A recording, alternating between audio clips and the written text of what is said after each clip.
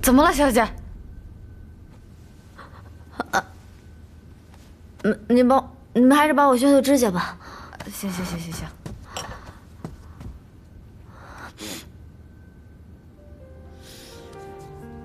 不办，输了又何妨？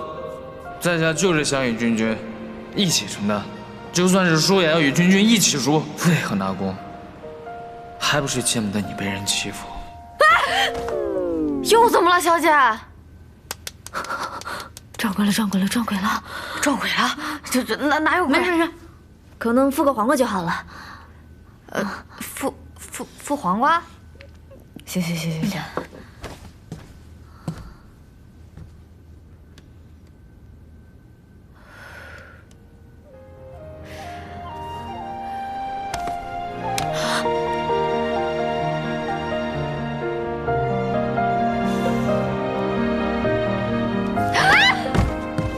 怎么了，小姐？你别吓我呀！不按了，我还是睡觉去吧。不，哎，小姐，这。下个月就是祖母的寿辰了，画画想亲手操办，让祖母高兴高兴。你也算有心了，朕刚好在和太子商量姑母寿宴的事。姑母的事对朕来说是头等大事，朕希望她老人家能开开心心的过个寿宴。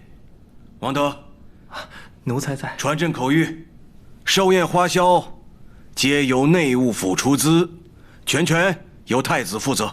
是，父皇知道了，朕会安排荣霞来帮你，满意了吗？不要啊！其实这种小事，画画呀一个人就够了，没必要麻烦程安伯。朕安排的差事，程安伯会觉得麻烦？再说了，秋猎上你们俩不是挺有默契的吗？没有默契。行了，朕都知道，射个箭你们俩就贴到一块儿去了，还说没默契。你那点女儿家的小心思啊，朕明白。反正荣霞办事朕放心，这事就这么定了。王德，选荣霞进宫。遵旨。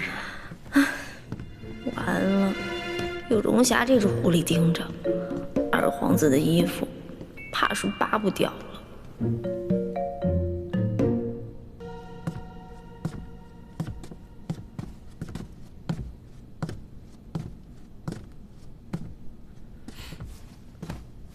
太子放心，我已接到圣旨，我定当全力以赴办妥此事。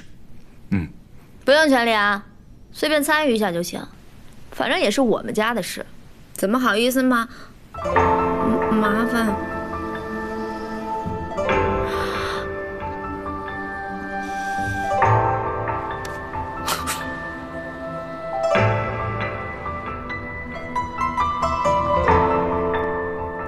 表妹所言差矣，正是因为姑祖母寿宴，所以才不得有时，更需要程安伯的协助才是。既然是圣上交代的差事，在下定当不辱使命。我与郡主也不该再分彼此，好好商议一番才是。郡主，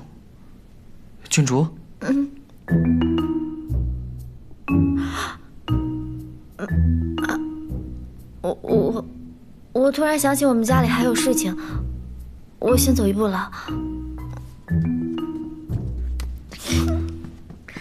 不如明日我上门接郡主可好？